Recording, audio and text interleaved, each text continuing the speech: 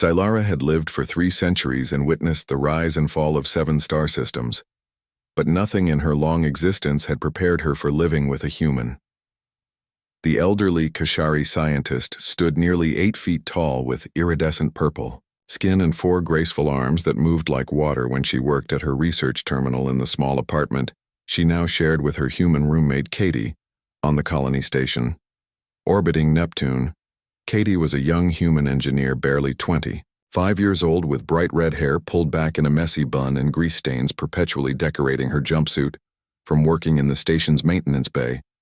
For 6 months they had coexisted peacefully with Xylara, finding the young human fascinating in her endless energy and creative problem-solving abilities.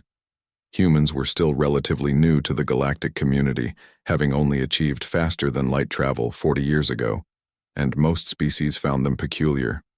The Kashari-like, most advanced species had long ago abandoned biological reproduction in favor of genetic printing, where new citizens were created in controlled laboratory environments with carefully selected traits. One evening, Katie burst through the apartment door with unusual excitement, practically bouncing on her feet. Xylara looked up from her holographic star charts with mild curiosity. "Katie, I have the most amazing news," the young human squealed, dropping her tool bag on the floor. Xylara folded her upper arms across her chest while her lower arms continued working on the display. "What has occurred? My sister Amy just told me she's pregnant," Katie announced, beaming with joy. Xylara blinked all 3 of her eyes, slowly processing this statement. "Pregnant, yeah, having a baby," Katie said, still grinning. The elderly alien felt her secondary heart skip a beat. "She is creating offspring through biological means." "Well, yeah. How else would she do it?" Katie tilted her head, confused. Xylara rose. To her full imposing height, her skin flickering through several shades of purple, indicating deep confusion. "Your species still reproduces biologically?" Katie laughed. "Of course we do. How do your people have kids? We design and print them in specialized facilities." Xylara explained, her voice taking on a lecturing tone. "Each Kashari is crafted with optimal genetic sequences, eliminating disease, weakness, and unwanted variables." "That sounds kind of cold." Katie wrinkled her nose. "It is efficient," Xylara countered. "But tell me, how does this pregnancy process function?" Katie flopped onto the couch. "Well, a male and female get together and, do the thing." The thing. Xylara moved closer, her scientific curiosity fully engaged. Katie's face turned bright. "Red, oh man, you really don't know anything about this, do you? I confess human reproduction was not covered in my xenobiology courses," Xylara admitted. "Most species we encounter have evolved beyond such primitive methods." Katie took a deep breath. "Okay, so humans still reproduce sexually, which means physical intimacy between partners." Xylara, secondary hearts both stuttered. "You engage in physical bonding for reproduction purposes and for fun," Katie added with a mischievous grin. "Fun." Xylara sat down, heavily on her cushioned perch, her legs suddenly weak. "You engage in reproduction for entertainment." "Not just that," Katie explained, "but, yeah. It's also about connection and pleasure and bonding with someone you care about." Xylara tried to process this information through her logical Kashari mind. "So your species risks genetic anomalies, disease transmission, and unpredictable offspring, characteristics for pleasure." "When you put it that way, it sounds weird," Katie admitted. "But it's natural for us. It's how we've always done it." The elderly alien was quiet for a long moment, her analytical mind racing through implications. "But this means your offspring are genetically random." "Pretty much." Katie nodded. "I mean, we can do some genetic testing now, but basically, yeah, you get what you get." "And your sister chose this?" Xylara asked incredulously. "She willingly initiated a biological reproduction cycle. She's excited about it," Katie said defensively.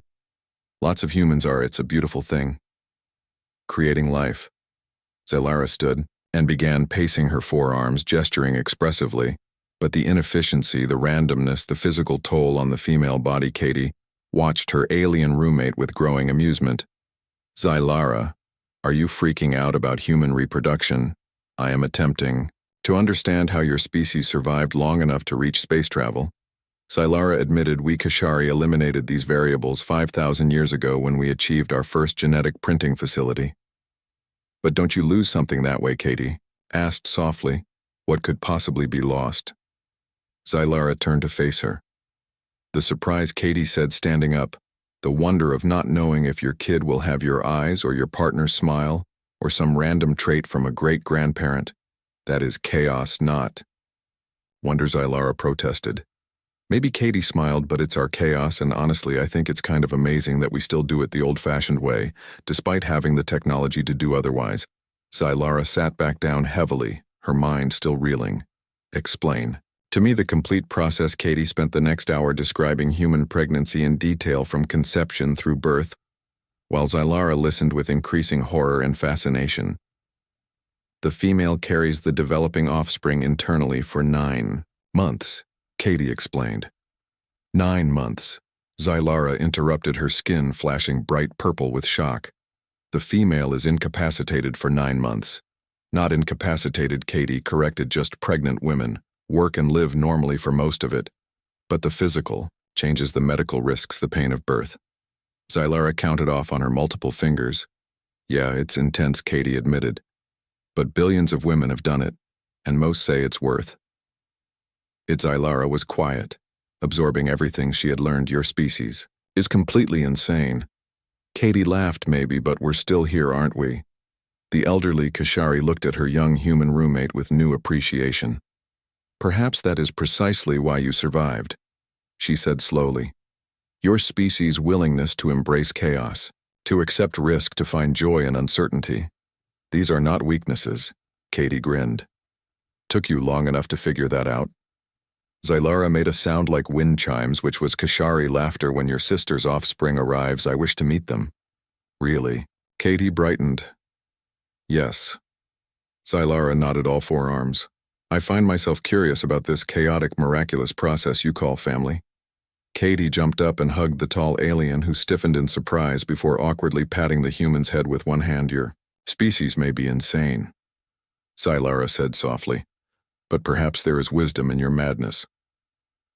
Over the following months, Zylara found herself deeply invested in Amy pregnancy, asking Katie endless questions and even attending human parenting classes via hologram. When baby Lily finally arrived, Zylara held the tiny human infant in her careful arms and felt something shift in her ancient logical heart. This small, random, chaotic being created through the most inefficient process imaginable looked up at her with bright, curious eyes, and Zylara understood. Humanity hadn't survived despite their biological reproduction. They had survived because of it. Their willingness to embrace uncertainty, to risk everything for connection, to create life through love rather than logic, had made them stronger, more adaptable, more resilient than species like the Kashari could ever be. Looking down at little Lily, Zylara whispered to the baby, "Welcome to the universe. Small one, teach us old logical species to remember what we forgot." Katie, standing beside her, smiled knowingly. Sometimes the old ways are the best ways, Zylara admitted, and perhaps your human chaos is exactly what the galaxy needs.